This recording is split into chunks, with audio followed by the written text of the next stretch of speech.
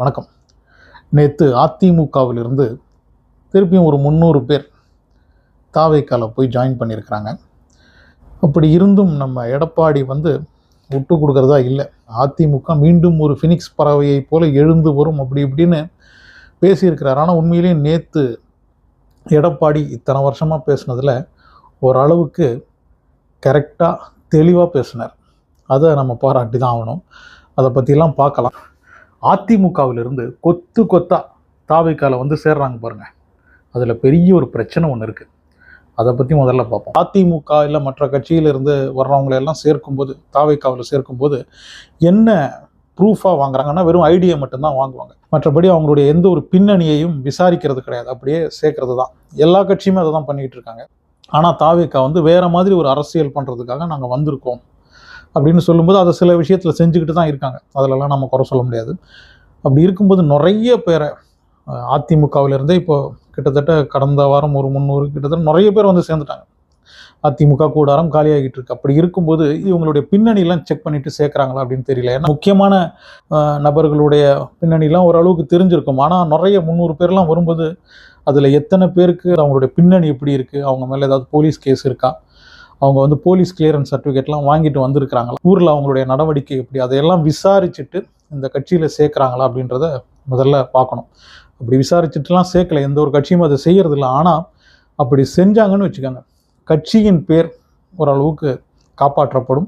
இந்த மாதிரி சேர்றவங்களுடைய பின்னணி கொஞ்சம் மோசமாக இருந்ததுன்னா அது தாவேக்காவுடைய பேரை தான் பாதிக்கும். அவங்களுடைய கட்சிக்கு தான் அது கெட்ட பேர். ஒரு 300 பேர் சேர்றாங்கன்னா அதில் எத்தனை பேர் உண்மையிலேயே சமூக நலன் கருதி மக்களுக்கு சேவை செய்யணும் அப்படின்னு கருதி சேர்ந்துருப்பாங்க. மிஞ்சி போனால் ஒரு 5% இருப்பாங்க.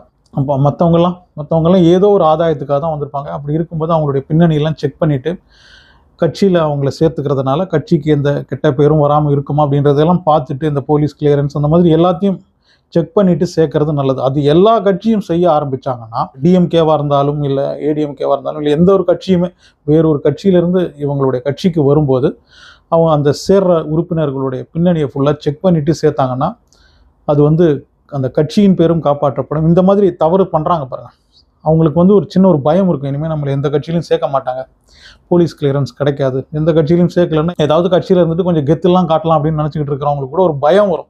ஸோ இந்த மாதிரி எந்த ஒரு கட்சியாக இருந்தாலும் சரி, அது அதிமுகவாக இருந்தாலும் திமுகவாக இருந்தாலும் தாவேக்கா, இப்போ தாவேக்கால தான் நிறைய பேர் இணைஞ்சிக்கிட்டு இருக்காங்க. அப்படி இருக்கும்போது தாவேக்கா இந்த மாதிரி சேர்பவர்களின், இந்த மாதிரி வேறு கட்சியிலிருந்து சேரும் உறுப்பினர்களுடைய பின்னணியெல்லாம் செக் பண்ணிவிட்டு அப்புறம் அந்த உறுப்பினர் கார்டு கொடுக்கறது நல்லது. இல்லைன்னா நாளைக்கு இவங்க ஏதாவது தப்பு பண்ணாங்கன்னா அது தாவேக்காவுடைய கட்சிக்கு தான் அது கெட்ட பேர். சேர்றவங்களெல்லாம் சேர்க்கறத விட்டுட்டு அவங்களால எந்த ஒரு பிரச்சனையும் கட்சிக்கு இருக்காது, கட்சிக்கு ஏதாவது நன்மை தான் இருக்கும் அப்படின்ற மாதிரி ஆட்களை சேர்ப்பது நல்லது. தாவேக்காவுக்கு ஓட்டு போடணும் அப்படின்னு முடிவு பண்ணிட்டாங்கன்னா அவங்க உறுப்பினராக இருக்க வேண்டிய அவசியம்லாம் கிடையாது. இப்போ 35% ஓட்டு கிடைச்சது எல்லாம் உறுப்பினர்கள் போட்ட ஓட்டா?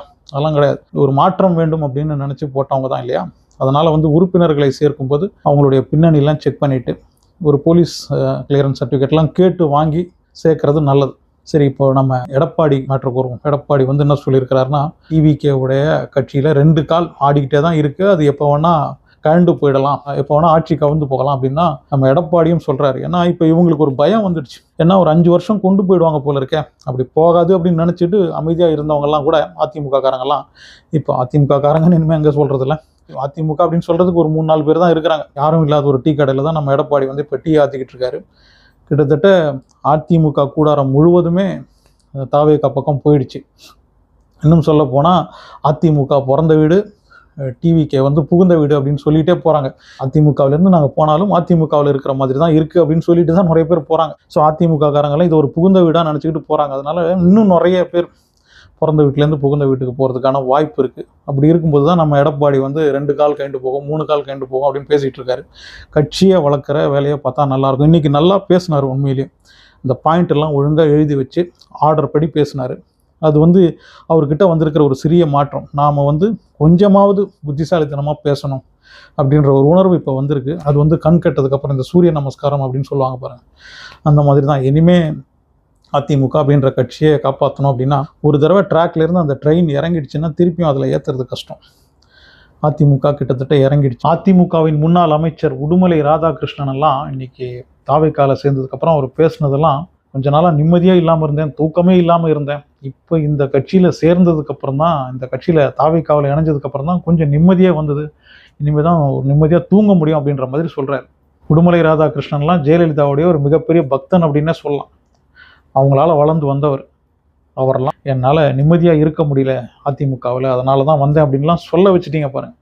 எந்த ஒரு பதவியும் வேண்டாம், இந்த கட்சியில் இருந்தால் போதும் அப்படின்னு சொல்லிட்டு வந்திருக்கிறார்.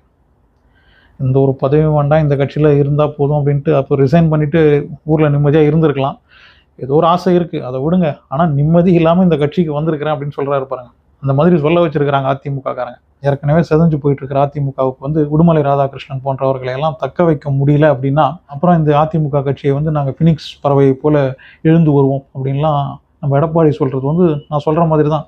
யாரும் இல்லாத கடையில் அவர் போட்டு டீ ஆற்றிக்கிட்டு இருக்காரு. கட்சியில் இருக்கிற முக்கியமான நபர்கள்லாம் இப்படி நாளுக்கு நாள் வெளியில் போய்கிட்டு இருக்காங்க, தாவேக்காவில் சேர்ந்துக்கிட்டு இருக்காங்க. ஆனால் நம்ம எடப்பாடி மட்டும் யாரும் இல்லாத அந்த டீ கடையில் டீ ஆற்றிக்கிட்டு இருக்காரு. அவருடைய நம்பிக்கையை நாம ஏன் கெடுக்கணும் இல்லையா? அவர் ஆற்றிக்கிட்டு இருக்கட்டும். அப்புறம் சீமான் அவருடைய கட்சி உறுப்பினர்களை எல்லாம் சந்தித்து இன்றைக்கி பேசியிருந்தார். அதில் கட்சியை பற்றி பேசினாரோ இல்லையோ, திருச்சியில் சிஎம் அவர்கள் பேசினதை வந்து பெருசாக கிண்டல் பண்ணி ஒரு ஸ்டாண்டப் காமெடி மாதிரி நின்று பேசி அதை கிண்டல் பண்ணிக்கிட்டு இருந்தார். திருச்சியில் நம்ம சிஎம் பேசின அந்த ஒரு ஸ்டைல் இல்லைன்னா அந்த ஒரு துணி எனக்கும் அதில் ஒரு உடன்பாடு இல்லை. ஏன்னா அவர் சிஎம் ஆயிட்டார், இனிமேல் அப்படி பேச வேண்டிய அவசியம் இல்லை அப்படின்னு தான் எனக்கு தோணிச்சு. சரி, அது ஒரு பக்கம் இருக்கட்டும். சீமானை பொறுத்த வரைக்கும் அதிமுகவாவது ட்ராக்லேருந்து இறங்கிச்சு அப்படின்னு சொல்லியிருந்தேன் இல்லையா? இது வந்து மொத்தமாக டீரெயில் அப்படியே இறங்கி தரையில் ஓட ஆரம்பிச்சிடுச்சு. அந்த மாதிரி இருக்குது நாம் தமிழர் கட்சி. அந்த ஒரு கட்சியை திருப்பியும் எப்படியாவது ட்ராக்ல ஏற்றுவோம் அப்படின்றத விட்டுட்டு இவர் பட்டுக்க இன்னும் கிண்டலும் கேலியும் ஸ்டாண்டப் காமெடி பண்ணிக்கிட்டு இருக்காரு. அங்கே அத்தனை பேர் வந்திருக்கிறாங்க. அதில் இவர் சீமான் பேசுகிறதுக்கு நிறைய பேர் கை தட்டலை. அவர் சொன்ன சில ஜோக்கெல்லாம் நல்லா இருந்தது, இருந்தாலும் நிறைய பேர் கை தட்டலை. ஏன்னா இப்படி பேசி பேசி என்ன ஆக போகுது? கட்சிக்காக ஏதாவது செஞ்சால் பரவாயில்ல, நாமளும் வந்து உக்காந்துக்கிட்டு இருக்கோம், இவரும் ஏதோ பெருசாக ஆவேசமாக பேசுகிறாரு, ஆனால் அந்த பேச்சோட வேறு எதுவும் நடக்க மாட்டேங்குது அப்படின்ற மாதிரி தான் அங்கே வந்திருந்தவங்கெல்லாம் சீமானுடைய பேச்சை கேட்டுக்கிட்டு இருந்தாங்க. சீமானும் வந்து பேச்சால் இனிமே அரசியலில் ஒரு இடத்தை தமிழ்நாட்டில் பிடிக்க முடியாது அப்படின்றத நம்பணும். பேச்சு அந்த காலம்லாம் முடிஞ்சு போச்சு. பேசி பேசி மக்களை ஏமாத்துறது, இல்லைன்னா பேசி பேசி மக்களுடைய மனசை கவர்வது, அதெல்லாம் இனிமேல் நடக்காது. ஏதாவது மக்களுக்கு உங்ககிட்ட ஏதாவது ஒன்று பிடிச்சிருக்கணும், இல்லை உங்களுடைய ஏதாவது ஒரு கொள்கை வித்தியாசமாக இருக்கணும். அப்படி இருந்தால் மட்டும்தான். இது வரைக்கும் உங்கள் கட்சியில் சேர்ந்தவங்களை தவிர புதுசாக இனிமேல் யாராவது சேரணும் அப்படின்னா நீங்கள் அந்த ரெகுலராக அரைக்கிற மாவையாக அரைக்கிறத விட்டுட்டு உங்களுடைய கொள்கையிலேயே கொஞ்சம் அட்வான்ஸ்டாக எதையாவது கொண்டு வந்து பேசுங்க. இன்றைக்கி இருக்கிற ஜென்சி பசங்களை கவர்ற மாதிரி ப்ரொடக்டிவாக ஏதாவது செய்யுங்க உங்கள் கட்சிக்காக. தாவேக்கா அப்படின்ற ஒரு கட்சி, சீமான் அப்படின்ற ஒரு ப்ராடக்ட். இந்த ஒரு ப்ராடக்டை வந்து நான் ஏன் வாங்கணும் அப்படின்னு மக்கள் யோசிக்கிற மாதிரி உங்களுடைய ப்ராடக்டுடைய அந்த தரத்தை உயர்த்துங்க. அதாவது உங்களுடைய கட்சியில் இருக்கிற சில கொள்கைகளெல்லாம் மாற்றி அதை நவீனப்படுத்துங்க. மெயினாக இளைஞர்களை கவர்ற மாதிரி ஏதாவது செய்யுங்க. அதை விட்டுட்டு இந்த கேலி கிண்டல் அதெல்லாம் வந்து 2 நிமிஷம் 3 நிமிஷம் ரசிச்சுட்டு இல்லைன்னா கை தட்டிட்டு அடுத்த வேலையை பார்க்க போயிடுவாங்க. மக்களுடைய மனசில் அது ஆழமாக பதியாது. இன்றைக்கி அட் ப்ரெசண்ட்டில் என்ன தேவையோ அதை செய்யுங்க. நீங்கள் 30 வருஷத்துக்கு முன்னாடி 40 வருஷத்துக்கு முன்னாடி கதையெல்லாம் இப்போ தேவை கிடையாது. இப்போ அட் ப்ரெசண்ட்டில் என்ன வேணும் அப்படின்றத யோசித்து அதுக்கேற்ற மாதிரி உங்களுடைய அரசியல் கொள்கையை கொஞ்சம் நவீனப்படுத்துங்க, கொஞ்சம் மாற்றுங்க. ஏஐ யுகம் வந்துடுச்சு, நீங்கள் இன்னும் கால்குலேட்டர் காலத்தில் இருந்தீங்கன்னா நடக்காது. நீங்கள் என்ன தான் கிண்டல் பண்ணாலும் தாவேக்கா இப்போ ஆட்சியில் இருக்கிறாங்க, ஆட்சி அமைச்சிட்டாங்க, அவங்க சாதிச்சிட்டாங்க. நீங்கள் பேசிக்கிட்டே இருக்கீங்களே தவிர சாதிக்கலை அப்படின்னும் போது உங்களுடைய பிரச்சனையை பாருங்கள். அவங்க எப்படி ஜெயிச்சாங்க அப்படின்றத பேசுகிறத விட்டுட்டு இனிமேல் இந்த மாதிரி ஒரு தோல்வியை சந்திக்காமல் இருக்கிறதுக்கு, மொத்தமாக டெபாசிட் எல்லாருக்கும் போன மாதிரி போகாமல் இருக்கிறதுக்கு கட்சியின் கொள்கையில் எந்த மாதிரி மாற்றங்கள் கொண்டு வரணும் அப்படின்லாம் யோசித்து அதை செய்யுங்க சீமான். மற்றபடி உங்களுடைய பேச்சை நானும் ரசிப்பேன், ஆனால் கண்டிப்பாக உங்களுக்கு நான் ஓட்டு போட மாட்டேன். ரசிக்கிற மாதிரி இருக்கே தவிர நான் நம்பி ஓட்டு போடுற மாதிரி உங்களுடைய பேச்சில் ஒன்றுமே கிடையாது.